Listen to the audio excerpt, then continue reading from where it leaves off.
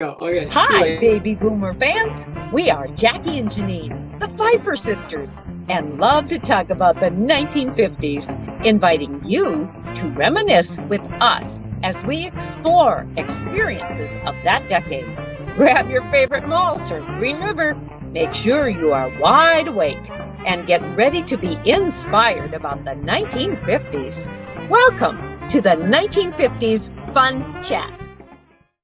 Greetings, everybody. Thank you for joining us. This will be another wonderful fun chat from royalty. Yes, royalty. And so we are very excited to talk with this fun chat guest, as she was going to be very informative about a certain aspect of what happened in the 1950s up until today. So Jackie, take her away. Well, I will just like to call our viewers' attention to the purple banner below. It has a website, www.whilethewindmillwatch.com. That is a partial name of our book, While the Windmill Watched, A Slice of Rural America in the 1950s. And it is a modern history book, among other things, so many things. You'll see it in the upper right-hand corner there with two little girls silhouetted and windmill, as well as a beautiful North Dakota sunset, which wraps around that book. So you might want to go to this website, because besides the interesting things about the book, we have where the vendors are, some things about the authors, and something about the previous 134 fun chats. Mm-hmm. Today is 135. And you'll also notice a little white icon in the lower part of that book that indicates the 2022 National Independent Press Award in the regional nonfiction category, as called the Distinguished Favorite. So we're glad to have that little emblem on there. But I would like to introduce you to a young lady who is obviously not born in the 50s. Your Fun Chat hosts have the pleasure of meeting Miss North Dakota 2023, Sydney Helgeson, during our book tour in North Dakota in October of 2023. Sydney was born in 2000. Oh, she's wow. a babe. She's a babe, 2000, and grew up in Bismarck, North Dakota, where she currently resides. She graduated from Bismarck High School in 2019 and then attended the University of Alabama, where she earned a Bachelor of Science in Commerce and Business Administration in May of 2023. The next month, she was crowned Miss North Dakota 2023. And what a whirlwind of a year she has had since. So, Sydney, we welcome you to the 1950s Fun Chat.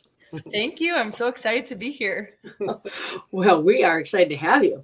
So since this platform centers around the 1950s, let's begin by hearing how that decade, or perhaps a person from that decade, has influenced you in some way. Yeah, so like you mentioned, I was born in the year 2000, so I don't go quite back that far. But for me, that connection would really be my grandparents. So my one set of grandparents was actually born at the end of the 30s, and then my other set right at the end of the 40s. So really, they were growing up in the 50s. And me as a young person that's in my early 20s now, that would have been, the age that they were during the 50s, during that decade, was those kind of teen years and then into their 20s. And so I think it wasn't until, I was that age in my teen years until I really started to appreciate my grandparents and really want to learn about their life dating back and kind of how it's changed and evolved. And so I was someone who was fortunate to have all four of my grandparents around for most of my life until a couple of years ago when one of my grandparents passed. But I'm excited a little later in the chat to tell you more specifically about that grandparent, my grandma Marvel, as she's a lot of the reason that I got involved in the Miss North Dakota organization. So I'm excited to share that a little bit later in the chat. Okay, wonderful. Thank you. So would you please give us a little review of the history first of the Miss America pageant? It's over 100 years old. And when did the focus change to scholarship, please? Absolutely. So I was really excited to come on this chat because I also got to do a little deep dive in Miss America history, which was exciting for me because I'm someone who's been involved with the organization for over 12 years now. But like I kind of alluded to, I've had some family connections as well. But we did have our 100th anniversary of Miss America a couple years ago. And so I have my Miss America 100 years souvenir book that I pulled out, which was fun. So the back shows, all of the Miss Americas, all in black and white, and then going to color. And so it's really fun to kind of go through this. But Miss America started in 1921. And it actually started more as a bathing suit competition because it took place in Atlantic City. And the main focus was they were trying to find a way to keep tourists there after Labor Day because everyone was coming to the beaches in the summer. And so they ended up, hosting this competition on the beach. Therefore, these women were wearing their bathing suits. And so I found this interesting. I wrote it down so I wouldn't forget. But it was originally called the most beautiful bathing girl in America. First title holder, which I think is so funny. But then later that year, it kind of caught on Miss America. And that's when it got its start, was in 1921. And then it continued. People caught on to it. And as the years went on, they added obviously more phases of competition. So in 1933, that was the first year that Miss America was actually crowned in an evening gown, which I didn't realize. Up until that point, they were crowned in their bathing suit, which I just can't imagine. But again, it was taking place in Atlantic City. And so that was just kind of the history with it. It was the bathing suit competition. And then it was 1935 when they added that talent portion. So for those that are a little bit familiar with the pageant world, that talent area of competition is one of the things that really sets Miss America apart from, for instance, Miss USA. They don't have that talent portion of competition. So that's when that historic platform kind of added to Miss America. And then it was the 40s when scholarship, like you mentioned, that's when the scholarship aspect of Miss America started coming in, which is really important because that's, again, a time that women weren't really getting into school yet. This was kind of the first that women were having that opportunity. And so for Miss America to be able to provide that opportunity to young women to kind of help them reach their goals was really significant. So it was 1945 when Miss America was awarded a $5,000 scholarship. And so I don't know about what you ladies think, but I think that's a pretty significant amount for 1945 to be awarded. And so that's pretty incredible. Just to give some context, is Miss North Dakota, I earned a $10,000 scholarship, and that was just for the title of Miss North Dakota. But then I got additional scholarships for a prelim award, for a community service award, those type of things. So those scholarship dollars really do stack up. And this year at the Miss America competition, our Miss America earned a $60,000 scholarship. So from 1945 to 2024, I went from $5,000 to $60,000. And I believe the most that's ever been awarded to Miss America was $100,000. And that's what they did on the 100-year anniversary. They found some extra donors who are willing to make it happen to give out $100,000 for Miss America that year, which was a really significant amount. I mean, she's not going to have any student debt there. Sydney, how does the Miss America pageant find its donors? Yeah, so it's kind of different on every level when you're looking at local title holders, the state organization, and then the national organization. As title holders, we do a lot of fundraising. Every organization is a nonprofit. So the Miss North Dakota Scholarship Organization is a 501c3. So the board of directors are all volunteers that are really going out in the community trying to seek donors. And so that being said, a lot of the efforts of the board are going to be towards getting scholarship donations, because that's really our main focus, is we want to provide those educational opportunities to women. So therefore, when you're looking at my travel as Miss North Dakota and a lot of those additional expenses, I'm going out personally and seeking a lot of those sponsorships, since all of the other sponsors are usually going towards the scholarship dollars. Do you find that then in North Dakota that most of your donors are North Dakotans or even former North Dakotans? Yes, I would say when you're looking at the state organization, a lot of them are coming from within the state, maybe former Miss North Dakota's, people who see the value in the organization. The pageant is actually held in Williston every year. It's been in Williston for almost 40 years now. And so the Williston community specifically has been really great in jumping on board. A lot of people always hear that it's in Williston and they say, why Williston? But the belief is that, if they were going to hold this competition in somewhere like Bismarck or Fargo, that it would just be another event. But in Williston, it is the event. And it really brings in a lot of people to help all the small businesses in Williston for that week in June that we hold the competition. And all of the businesses and then the community is just really supportive there. So we're really lucky to have that community backing our program. Right. Well, you started in this competition a number of years ago.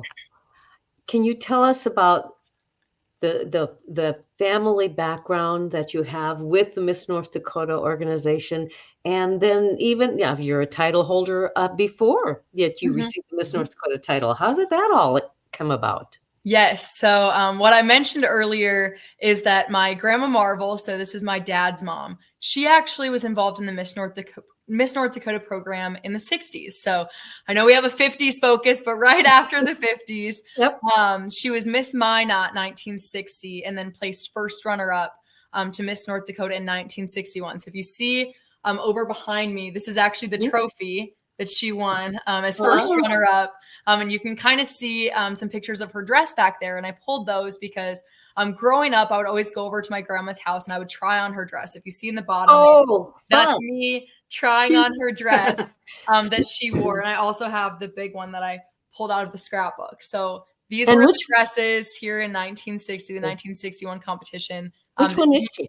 This is my grandma right here. Yes. And so she got first runner up, but growing up, I would always go on and try her dress on and just kind of dream of the day that maybe I would get this opportunity. And again, this was on my dad's side of the family. So this was not something that my mom really knew anything about. And usually I think it's the moms that are, a little more helpful with getting their daughters involved in this sort of thing. And she was kind of against it right away because she wanted to make sure that whenever I started getting involved, I was in it for the right reasons. I wasn't just in it for the dress and for the crown. I understood, the talent, the scholarship, the community service. And so it was when I was in 5th grade was when I did my first local competition here in Bismarck. And it was through the youth program. And so this has since changed, but at the time it was preteen Miss North Dakota. So at my first competition, I was preteen Miss State Capital. So that's when I started. I was preteen Miss State Capital. I went to state that year and I didn't even make the top 5. And my mom thought for sure I was going to quit because I didn't do well, but I really saw the value even at 11 years old in this program. And so I came back, was preteen Miss Bismarck this time. And then I actually was preteen Miss North Dakota 2013. So kind of full circle because I am Miss North Dakota 2023. So that was kind of the 10-year gap in holding my first state title, even though it was on a pretty small scale. But it was my grandma who really, encouraged me to do that. That's what inspired me, was her involvement. And so circling back to the dress, once I moved on from preteen and I, had to take a few years before I was in the correct age category to compete in the teen program. When I competed again, I competed 2 years. It was my second year when I did win the state title of Miss North Dakota's teen. But I actually wore my grandma's dress from 1961 for the talent area of competition because I knew if it would ever fit me. Because also back, I didn't mention this earlier in kind of the history, historically from, the 60s or from the 20s when the program started, Miss America, up until I think 1992, they would list your measurements, like your body measurements in the program, which again is absolutely crazy to think about in this day and age. But they would list their measurements. And, back in the 60s, I mean, they had some tiny waists. And so I didn't know if this dress was ever going to fit me because I have ribs. But as a 16-year-old, again, my grandma wore it in her early 20s.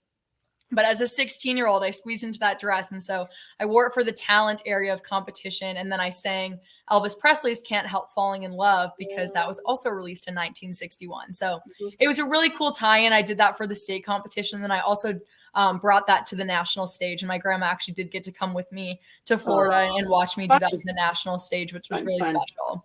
Yeah, so that's kind of how I got involved. And I mentioned to Janine the other day that my grandma did end up passing during the pandemic. And so it's really sad that she's not here to watch kind of my year as Miss North Dakota, but I know that she's so proud looking down on me. But that's just been a really special, part of my journey to be able to share that she's really what sparked my interest. Yes. And then I also happen to have an aunt who was Miss Alaska in 1991. So she's not blood. She actually married into the family. It's my dad's brother's wife.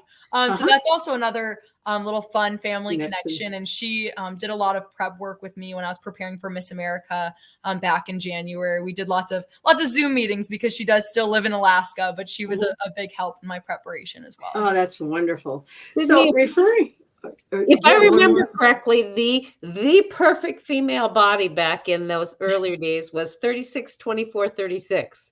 Did you see much of that in the old programs or? Yeah, it's okay. So I told you guys, I pulled out all the history books. So Good I for have my you. grandma's scrapbook. And so she has the program. This is the program book from the Miss North Dakota pageant in 1960. Let me I'm going to put you on full screen. Can you show Okay. it again? Yeah. Yes. Yes. So Okay. this is the program. It's not, Wow. too thick. And so let me find the candidates here. Oh, yep. Okay. So You don't have to say names, just numbers. Okay. Okay. So for instance, Miss Rugby, 34, 23, 34. Oh. Tiny girl. Who else? Yes. I wonder if I can find my grandma's page in here. Another one. Oh, that one's kind of the same. 34, 24, 36. This is, I'll open to one of these pages. This is, my grandma had them sign the book, which is kind of cool that I just have all these, ladies' signatures saved in here. But yeah, it's been really cool to kind of look back on this. And again, this is the program from 1960. And then this was our program book last year. Woo! And so another change. This was the Miss North Dakota before me. But what was kind of cool about and significant about this program book is it's actually the first year that we have our state title holder on the cover. So dating back, 1960 all the way up until the 2022 competition, this is Miss America that's on the program. And so this past year was the first year that we got to feature our own state title holder on the cover of our book, which is kind of cool. I mean, it's cool to have Miss America on there, but when people are coming to the Miss North Dakota competition, you want to see Miss North Dakota. And so I thought that was another kind of interesting change that they made this past year. Okay.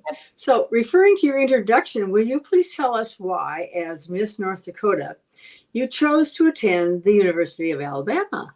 Yes, absolutely. So I mentioned that I had the opportunity to serve as Miss North Dakota's teen back when I was a junior in high school. And so because, again, scholarship is one of the pillars of our program, the University of Alabama has a really cool partnership with the Miss America's Teen program in that they offer a full tuition scholarship to every single state teen title holder. So when we all went to go compete at Miss America's Teen, they told us, whether you're North Dakota, Kentucky, Hawaii, whatever state title you are, you get this opportunity to attend the University of Alabama on a full tuition scholarship. And so that was an opportunity that I just couldn't pass up. I thought, why not, go try new things, meet new people. And there was a whole different culture down in the South, but I think I learned a lot, gained a lot of new perspective.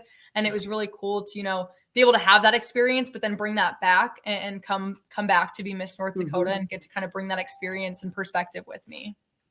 Wonderful. How has the body shape of women changed through the years, if they have?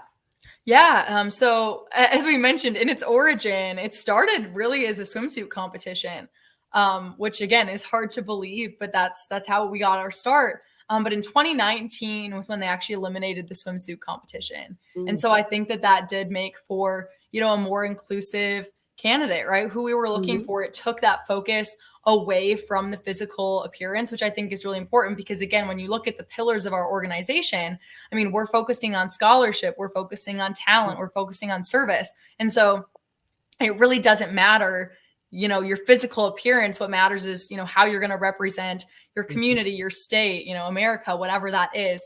And so I think that was a pretty significant change that they made in 2019, excuse me. And then this past year, when I competed at Miss America, they actually brought back the fitness competition. So instead of swimsuit, we wore like fitness.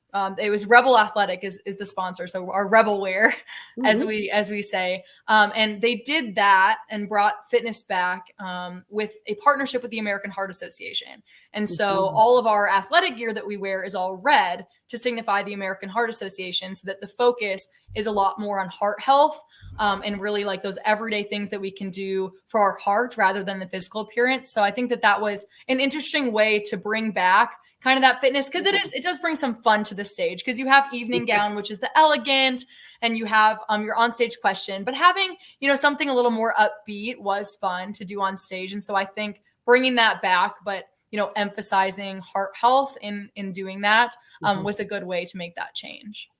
So what's your social issue? What platform are you standing upon?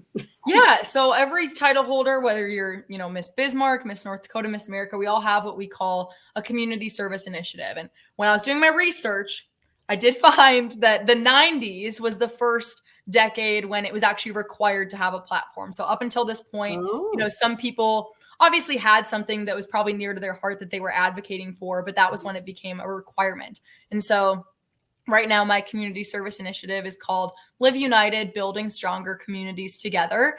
And so really my focus is to get more young people, but really people of any age involved in their communities and really be able to help them brainstorm and figure out the best way they can contribute, no matter their age, no matter their ability. And so one way that I've really been able to spread this message is by partnering with United Way. So United Way is an organization that I've worked a lot with in the Bismarck community because in the summers when I came back from the University of Alabama, I actually got to intern with them. And so that was when I really saw firsthand the impact that they were making in the community. And I knew that as Miss North Dakota, that was a great platform to really build upon because we have 8 United Way chapters across the state. So in being Miss North Dakota, I didn't want something that was just local to my home community of Bismarck. I wanted something that was, more widespread that I could bring into lots of communities. And then, even taking it to the next level, when I went to compete at Miss America, United Way is a global organization. So if I were to be crowned Miss America, that was also something that I could take on as a national and a global platform. So that's one organization that I've really partnered with to make that impact. But then I also go on a school tour as Miss North Dakota. So just like you guys go on your book tour, and I know you guys like to visit schools, I also get the opportunity to do that as Miss North Dakota. It's a lot of what I do as Miss North Dakota. Is visit elementary schools, middle school, high schools, and spread this message. So even if it's not directly about the United Way, just again, being able to share with these kids, how to figure out what it is they're passionate about and how they can really find their skill set and their resources they have. And then I break it down even further into 3 categories about giving, advocating, and volunteering, because I think we all have the means to give in some capacity, whether that's, financially, whether that's giving our time to volunteer. And so just really being able to brainstorm with the kids fun and creative ways that they can do that. I think of one picture that they always giggle at is I did a pie in the face fundraiser when I was the director of community service for my sorority in college, and people could pay $5 to come pie us in the face. And it was really successful because people want to do that. And so especially with the young kids that I speak to, I encourage them to find those fun and creative ways to get themselves involved in the community, their friends, and then, anyone else really in the community. Yeah. Sydney, tell us about the United Way. What is their focus?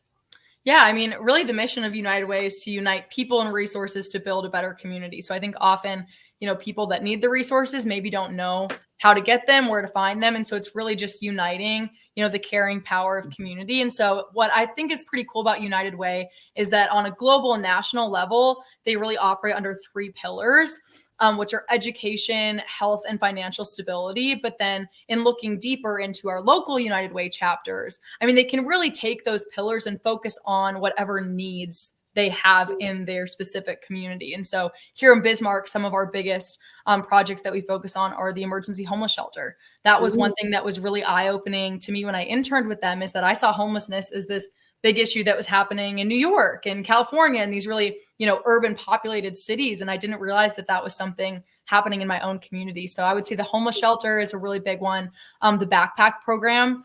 Here in Bismarck, they provide 1,600 backpacks every weekend to kids at Bismarck and Mandan public schools, because they found out that there are kids that were coming to school on Monday and they're struggling to focus because they didn't, properly eat meals over the weekend because they just didn't have that access. And so it makes sure that when kids go home on the weekend that they know where their next meal is coming from. So those are some of the 2 biggest in Bismarck. But again, really in any community, United Way gets to kind of pick what that focus is. But oftentimes I do think it is, getting people out of poverty and trying to break that cycle with resources. Yeah, great. You touch the hearts of many people, adults and children. And how do those folks treat you? What is their persona when they see you, and what kinds of questions might they ask? Yeah, so it definitely depends on the audience. I get a lot of different responses. I mean, especially with little kids, they're excited, right? I mean, we have the little girls who start jumping up and down. They run up towards me, give me a hug. There are also kids that surprisingly get shy, when they see the crown. I'm like, it's okay. I'm like, do you want to touch it? Yes. So it's really sweet. But there are some people who still have that negative stereotype surrounding pageantry. And it's because, like we've talked about many times already on this episode, is our pillars, their scholarship, their service, their talent, and people really don't know that that's the focus, because they go back to the origin of focusing on that more physical appearance and swimsuit and those kind of aspects. And so I think that that's one of the really cool parts about my job too, is I get to break down those stereotypes when people meet me and really show them what I'm about and show them the work that I want to do in the community. And so really I get all kinds of responses, but being Miss North Dakota, I like to joke, doesn't quite have a job description. So I get put in a lot of different situations and I kind of just have to show up and figure it out. But especially when I'm going into schools, I always make sure to do a Q&A section at the end. And the questions that I get are really funny. I would say my most frequently asked question, and this is for kids and adults, is how my crown stays on my head. How does it? So if you can see, I just have two like barrette clips. Oh, okay. And I just clip it right into my hair. Have you ever lost it? My crown? On top of your head? Has it ever fallen off? No, it's never fallen off. I will say North Dakota gets pretty windy. So if I do go out in the wind, sometimes my hair will like get all tangled up in my crown. So that's unfortunate when that happens. But that's my most frequently asked question. Kids like to ask, do I live in a castle? That's a pretty fun one. It's interesting though, going into schools and, whether it's different age groups or whether it's a bigger like class A school versus a more rural class B school, the kids are different. And it's really interesting. Like the questions they ask, and, I get some of those, more sillier, like just naive questions, but some kids ask some really deep questions as well. I had one kid, I don't remember his exact wording or verbiage, but like asked how I define success. Something along those lines. So I've gotten, a wide range of questions when I go into schools, and you never quite know what they're going to ask. So you have to always be on your toes. And that's really what it is to be a title holder. And that's why one of our areas of competition is the private interview, as well as the onstage question, to really, be ready to be in that situation, because people are going to ask you all sorts of questions and you have to be ready for it. And speaking of the crown, does this crown belong to the Miss America organization, so you do not get to keep it, or do you? So at the state level, you get to keep your crown. So Miss North Dakota gets to keep her crown every year. But for instance, our local title holders all have traveling crowns. So like Miss Bismarck, Miss West Fargo, that sort of thing. They pass the crowns down every year, which is kind of cool. And some people think like, oh, that's a lucky crown, or, I want this one. So that's kind of cool. But on the state level, you do get to keep your crown. So I have my Miss North Dakota's teen crown, and then I'll get to keep my Miss North Dakota crown. Oh, that's good. So how does one become a contestant? Yes. So first you have to become a local title holder. So you have to enter one of our local competitions, which, ever since COVID, it's been hard with not as much necessarily recruiting candidates, but we're having a hard time finding volunteers and local directors to actually put on the competitions. So that's something that we've been struggling with, I'd say, especially since the pandemic. But they have to find a local title. So compete at a local competition, or in recent years, they've also started the at-large competition. So either you didn't have the opportunity to compete at a local, or maybe you competed and you didn't win because it was your first time, whatever that looks like. You can also register online. The at-large competition is basically like an online application. You do a virtual interview, kind of like this, just to make sure that you're in it, you're committed. And then through that process, they also award some local title holders. And then that is what qualifies you for state. And then, like I mentioned earlier, the state competition is in June every year in Williston. And so this year we're going to have 16 candidates that head to Williston. And that's the same number from when I competed as well. We had 16. So that must be a good lucky number. Yes. But candidates head to Williston, and then I kind of alluded to the areas of competition. So they do a 10-minute private interview with a panel of judges. It's a different panel every single year, every competition. We have usually one or two more local judges from North Dakota, but then we also bring in judges from absolutely anywhere, Miss America, just judges who have judged a bunch of different states, whether they're, maybe a board member for a different state organization. So you have, a wide range of judges, both judges that have judged before. And then we also are required to have a novice judge. And so you have your private interview, you have your onstage question, you have your talent, your evening gown, and then your fitness, like we talked about. And so those are the 5 areas of competition, and you have to, score well enough in all the categories. And then the judges also do a final ballot process. So after all the scoring, it actually could happen that the person who scores the highest doesn't necessarily win. I don't know how often that happens, but it's because after all the scoring is done, then they do a final ballot and the judges rank, just based on everything, like who's the most ready to represent the state, who, is going to represent us well at Miss America, whatever basically is important to the judges panel. They get to rank 1 through 5 out of the top 5 who's ready. And then it kind of pulls the average of those rankings. And that's who ends up winning. And you never really know how you scored in every category. That's not really released. And so, we always say that, depending on the day, depending on the panel, it could be a different girl. And so you really have to be consistent, and there are going to be judges that like you and judges that don't like you. And that's kind of the vulnerable position that you put yourself in when you enter a competition like this. But I think no matter what, it makes us all stronger. And, you especially see going into the week, not everyone goes in wanting to be Miss North Dakota. You can have different goals. Maybe it's this year to make the top 10, or maybe you want to win a prelim talent award, or maybe you just want to make friends, right? Or gain interview skills that's going to help you in the real world. So I think there are lots of different pros that you can get out of this organization, even if it's not necessarily to become Miss North Dakota. Sydney, how would your grandma have prepared for entering the Miss North Dakota versus how you prepared? Yeah, I definitely think it was different. Again, that's back when they were still competing in swimsuits. So I prioritize health and wellness. I hope just as much as, back then it's not quite emphasized as much with the physical appearance, but her talent was a dramatic monologue. You saw that a lot more back in the 60s. That was a lot more common. And it's kind of interesting how history repeats itself, because that's actually come back quite a bit, but they have rebranded it to be called a her story. So say you don't have a traditional talent like singing, dancing, you can tell your own story basically. And our Miss America from my class that was just crowned in January, that was actually her talent. She did a her story.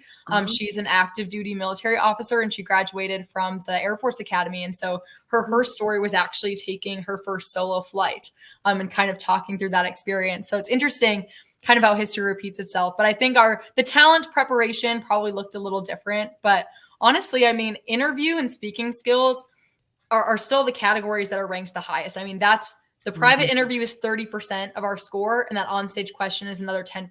So really how you speak is 40% of the score. And then a lot of the rest of it is still how you present yourself, right? It's not necessarily about your gown, right? It's how you, are poised and show your confidence on stage. And so I think a lot of that, in my opinion, preparing to be Miss North Dakota, how you prep for a competition is really just doing the job. So when I was a local title holder, I was just trying to be as active as I could in my community. Again, in today's world, that also means being active on social media, because that's how you're going to reach a lot of people. I might not meet face-to-face everyone in our state, but I hope that I can reach almost everyone in our state through social media, because that's a tool that we have that they wouldn't have back then.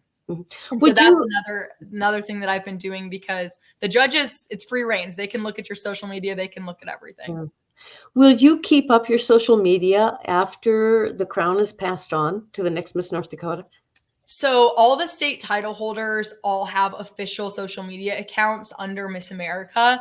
And so my Miss America ND account, that will be passed on to the next Miss North Dakota. So I'll just have my personal page. And so there are ways to kind of crossover post that, Instagram and whatever has developed, but, all of that history, kind of that timeline and journal of what I've done this year will kind of be passed on, so that everyone can always go back to the Miss North Dakota page and kind of follow what Miss North Dakota did that year. And I'll just continue posting about my personal life on my personal social media. Well, whoever that person is certainly has a big shoes to fill. You are so impressive about your visits, your visitations, your schools, your community, groups, whatever. You are just you're out there, and that's we appreciate that. But because you're so out there, what is the strangest or most funny or weirdest thing that you've been asked to do just because you have that crown on? Yeah, there's a few things. I'm gonna tell a few stories. Like I mentioned, Miss North Dakota, there's not really a job description, and that is what I will emphasize to whoever I pass the crown on to next, is that you have to be flexible and adaptable. So a few stories that come to mind and you might have heard this at the event that I met you girls at, but one of them was at the Red River Valley Fair I was asked to judge the food vendor competition. So me and some other selected judges had to go around to all of the like food trucks and food vendors and just try whatever sample that they gave us. And I myself, I'm not an overly adventurous eater, so that was something I was a little nervous about. I tried, fried PB&J. We had bacon wrapped meatloaf on top of mac and cheese. We had falafel. So we had everything. So that was an interesting one. Just, giving me food to try. Another one that I was not expecting, because obviously I do a lot of speaking engagements as Miss North Dakota. That's a lot of what I do. But my church actually asked me to come preach. So on our rally weekend, Rally Sunday, which is our big kind of service-based weekend. So it kind of tied in to my message, but they asked me to preach. And so I did the 8:30, the 9:45, and the 11 o'clock service. And I preached 3 sermons back to back, which was not something that I felt qualified to do. And so again, it was, having to trust and really step outside your comfort zone a little bit and trust that that's what you're meant to be doing. And then another one is that the North Dakota Public Health Department, every year when they kick off the flu shot season, apparently they find kind of a local celebrity to get the first flu shot of the season. And this year they asked Miss North Dakota. And so I publicly got my flu shot during the press conference in front of people. You're so brave. You're so brave. Are there certain events that you are required to attend as Miss North Dakota? So there's not necessarily like, this event Miss North Dakota goes to every single year, but people can book more Miss North Dakota. So we have just like a fill out, request form that people can fill out. And that's kind of to request me. And then I have a booking manager who gets all those requests. And if my schedule, we have just like a shared Google Calendar. So if I'm available, then they'll usually book me and I just kind of check that calendar to figure out where I need to be. So I have kind of my normal booking manager, and then I also have my school tour manager. So she books all of my schools for me. So, I mean, I'm pretty much required to be at anything that I get booked for, but it's not necessarily something where you win the crown and your whole year's laid out for you. A lot of it is, week to week, they're still adding things to my calendar. And so it's fun. And there are some things that I coordinate too, especially when it has to do with United Way or my community service initiative. A lot of those things I'm kind of coordinating and planning myself. So it's definitely a team effort. Everything is volunteer. All of those booking managers and everything, that's time that they're taking to kind of help me. But that was one of the main goals that my board gave me at my meeting the day after I was crowned was quantity. They wanted both on social media and in person. They said, we want everyone in North Dakota this year to see your face and know who you are. And so that's what I've been trying to do. And luckily I was able to take on Miss North Dakota full time.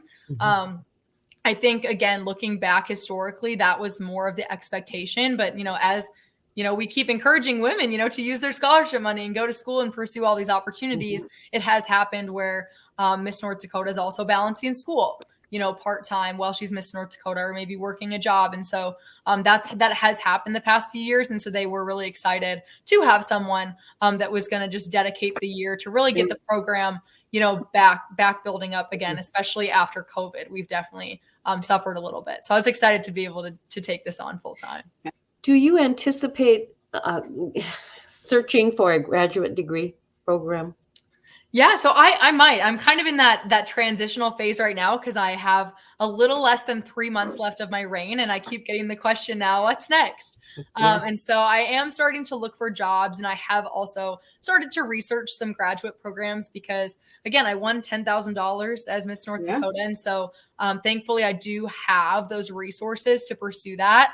I think right away I'm probably going to try to jump into the workforce just to kind of start figuring out what I like because like I kind of mentioned, I graduated in May, but then was crowned Miss North Dakota in June. So just stepped into kind of this year of service as kind of a transitional gap year. And so I'd love to get a little more work experience before necessarily deciding what specifically I'd want to get my master's in, just to kind of see if that interest changed at all, if I have some new passions. And also, a lot of employment nowadays might offer resources to also help you get your master's. So I'd love to, explore that possibility as well. Yes. Do you provide your own transportation, Sydney? Yes, so I was really fortunate. Again, I mentioned that I went out personally and sought out a lot of sponsors for this year. And one of those was a car sponsor. So Puckledge Chevrolet here in Bismarck actually gave me a car that I can use for the whole year, so I don't have to put, all of those miles on my own vehicle, which has been quite a few miles. I think I've put on about 20,000 driving. And that doesn't include, obviously, I flew to Miss America. I have some other trips that I had to also do by plane. And so I often drive myself across the state in my vehicle that Puckledge gave to me. And a lot of times I do travel alone. So I kind of provide my own transportation, unless like my mom or my sister, has some flexibility in their schedule. They've come along to a few events, but a lot of time the travel is alone. And I did have kind of a scary experience this past week because, North Dakota weather, North Dakota roads is kind of unpredictable. And I was in Williston last week, visiting a bunch of elementary schools there, and woke up on Wednesday to 7 inches of snow. And long story short, did end up in the ditch by myself. And so that was a little scary, but North Dakota, nice. Someone stopped for me. Someone helped me get out. And so now I know what to do next time I end up in the ditch. Yes. Well, so you are a representative of North Dakota nice. Yes, you are. Thank you. I do like to think in some of those experiences that are so true, I think, to being Miss North Dakota, I always say, I'm like, I don't think Miss Florida or, Miss California is experiencing some of these things. I mean, being Miss North Dakota is true hard work, true cold winters, and a lot of grit. So yes. So when we met you, you had a chaperone with you. Was she called a chaperone or something else? Okay, yes. Yeah. So at that event, that was Debbie Richter. So she's the board president of the Miss North Dakota organization. So yes, she did come along to that event because she lives in Williston. And so that wouldn't have been too far from Stanley. So sometimes the board likes to actually get to see Miss North Dakota in action. So I have had a few times where either Debbie or my school tour manager, she got to come to one of my schools with me just to kind of, see what it is that I actually talk about. When I go out and do these things, they don't always get to see that. And so, yes, every once in a while I will have someone that will join me at an event. So you have to pay for the gas for your car, I suppose. Yes. So that was a sponsor that I was really hoping to get this year. I did get a few gas cards donated here and there, which is kind of, helped me through certain times. But I didn't ever find just one gas sponsor to cover the entire year. So some of that has been personal expense. But yeah, I've had a few gift cards to get me by here and there. But that's good. But that has been probably the biggest expense. And then that and just all the things that come along with Miss America. Yeah. Okay. Sydney, we are at the end of our time already for this fun chat. I would like to ask, though, if there is one occasion, just one of something that you've experienced this year that you could bottle up and save for the rest of your life, what would that be? Oh, that's so hard because, like I mentioned, I just do such a wide variety of appearances. But I think just any time that, someone sees the crown and sash and, it just brightens their day. And it's the crown and sash that gets their attention. But when you think about all the people you talk to and the stories that you hear, I mean, it's me, it's Sydney that's listening and that's really making that interaction.